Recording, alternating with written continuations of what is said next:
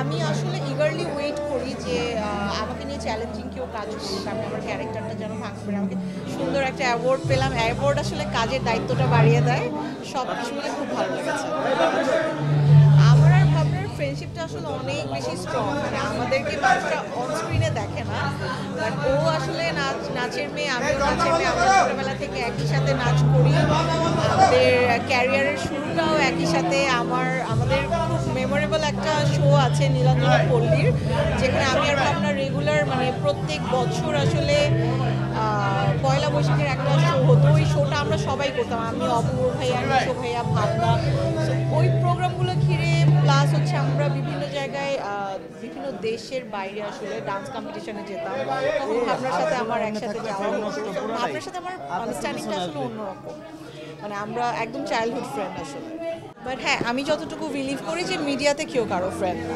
Well, অনেকগুলো কাজের plan চলছে, নতুন বছর অলরেডি, নতুন বছরে আমি নতুন একটা ব্র্যান্ডের সাথে সাইন করে ফেলেছি, যেটা হচ্ছে কি লিমার্স ইন্টেরিয়র ডিজাইনিংয়ের একটা ব্র্যান্ড। সো লিমার্সের সাথে আমি নতুন করে চুক্তিবদ্ধ হয়েছি 2 ইয়ার্সের জন্য। এছাড়া আমার দুটো সিরিয়াল যাচ্ছে, একটা ইমরাউল রাফাতের অদ্ভুত পরিবার আর একটা কায়সার আহমেদের অচিনপুর, দুটো ওটিটি নিয়ে রিসেন্টলি আমি শুটিং শুরু করবো, এই যে ফেব্রুয়ারি থেকে কাজ শুরু হবে। এছাড়া ভ্যালেন্টাইনের একটা নাটক করা হচ্ছে, একটা টিভিসির শুট আছে আমার 31 তারিখে, ফেব্রুয়ারিতে আরেকটা আমি ওয়েবসিরিজ শুরু করছি, আর দেশের বাইরে কিছু শো নিয়ে প্ল্যান করছি। কাঠ ও পিভিসি ম্যাটেরিয়ালের সংমিশ্রণে তৈরি আধুনিক আরএফএল উডিডোর, কাঠের চেয়েও কঠোর। আমি আসলে খুবই ফ্যামিলি ওরিয়েন্টেড একটা মেয়ে। আমার আসলে সবসময় নট অনলি ভ্যালেন্টাইন, আমি বলবো যে আমার 31st, আমার ঈদ, এই সবগুলো ওকেশনে আমি ট্রাই করি আমার ফ্যামিলির সাথে থাকার।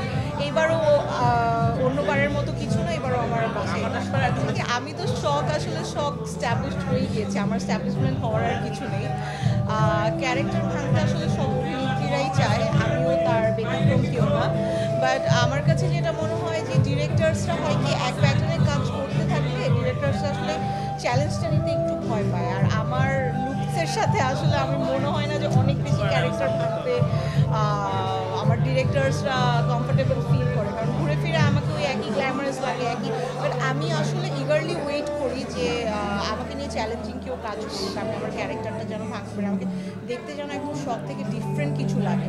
চ্যালেঞ্জিং কাজ করতে আসলে আমার খুব পার্সোনালি ভালো লাগে, এই জন্যই আমি আসলে অল্প অল্প করে কাজ করি, একটু বেছে বেছে কাজ করি। রিপিট আসলে করা হয় না, বাট আমি আসলে আমার কাজ কেন, আমি আমাদের বলবো যে আমাদের বাংলাদেশ ইন্ডাস্ট্রির সব কাজ দেখি, কারণ অ্যাজ আ আর্টিস্ট এটা আমার দায়িত্ব কাজ দেখা, অ্যান্ড নিজের কাজ বেশি দেখা হয় আমি বলবো এই কারণে, কারণ আমি ট্রাই করি যে আমার কাজের ভুলগুলো খুঁজে খুঁজে বের করার জন্য।